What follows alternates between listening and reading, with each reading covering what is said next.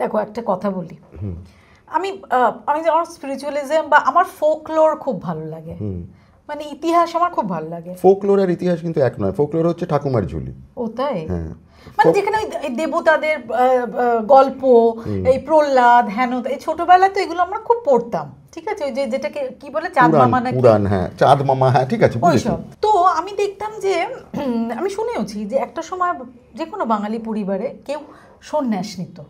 এই ছোট মামা চলে গেছে, ছোট মামা আর সংসার নেই, তো সন্ন্যাস নিয়েছে। হ্যাঁ, পিসি আর নেই, তো পিসি তো সন্ন্যাস নিয়েছে।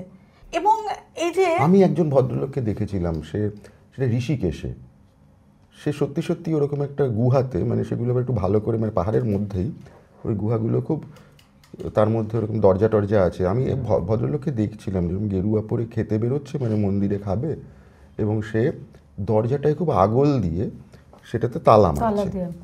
আমি তখন ভাবছিলাম যে এই লোকটা তো সন্ন্যাসী, তাহলে তালা চাবি দিচ্ছে কেন? এটা আমার সত্যি সত্যি তখন মনে হচ্ছে। তাকে আমি জিজ্ঞেস করেছিলাম যে আপনার যদি পূর্বাশ্রম এটা নিয়ে কিছু বলেন, আমি জানি সন্ন্যাসীরা কখনো বলেন না, তো তিনি তখন বেসিক্যালি যেটা বলেছিলেন যে তিনি বউয়ের পুরো মানে সংসারে এত বীতশ্রদ্ধ হয়ে গেছেন যে তিনি চলে এসেছিলেন সন্ন্যাস নিয়ে। তো আমার তো সেরকম কোনো ইয়ে নেই যে কারোর উপর বীতশ্রদ্ধ সব না, তুই এমন যদি হতে পারে যে তুই পুরো ইন্ডাস্ট্রির উপর বীতশ্রদ্ধ হয়ে সন্ন্যাস নিয়ে নিলি। হ্যাঁ হ্যাঁ, হতেই পারে, হতেই পারে না? হতেই পারে। আমি তো বললামই যে এমন কোনো কথা নেই। যে আমাকে অনেকে জিজ্ঞেস করে সুব্রতদা যে আপনার পরের ছবি কোথায় দেখবো, পরের ছবি, আমি হয়তো ছবি করবো না, হয়তো আমার ছবি বেরোবে না, আর করবো না, তাতে কি হয়েছে? আমি কিন্তু খুব একটা আফসোস করছি না, যা করেছি অনেক হয়েছে, যতটুকু পেয়েছি এনাফ।